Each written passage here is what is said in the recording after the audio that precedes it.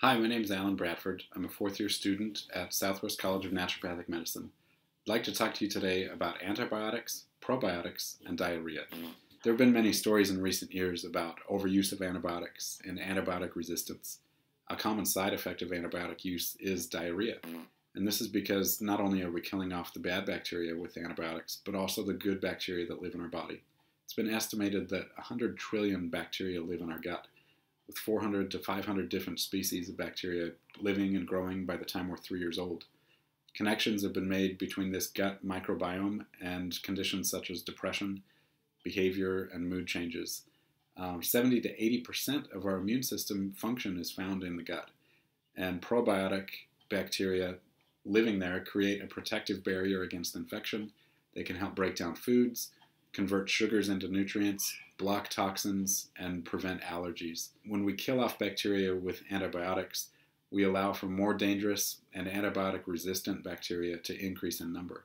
One of these, in particular, is known as C. diff. C. diff is a bacterium that normally lives in the colon, but its harmful effects are kind of kept at bay because of this normal, healthy balance of bacteria.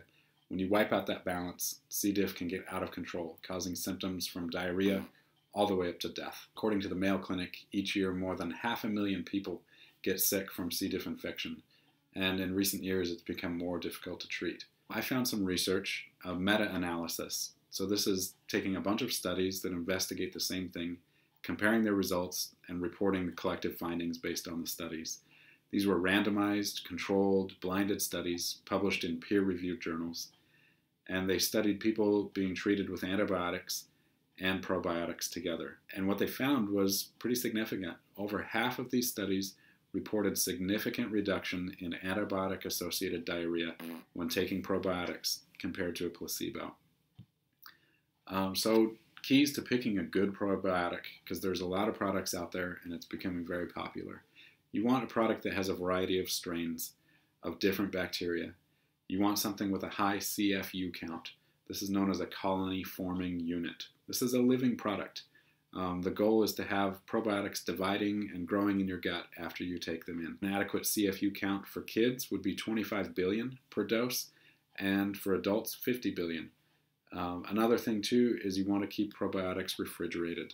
This keeps those bacteria living longer than they would if they were just sitting on the shelf.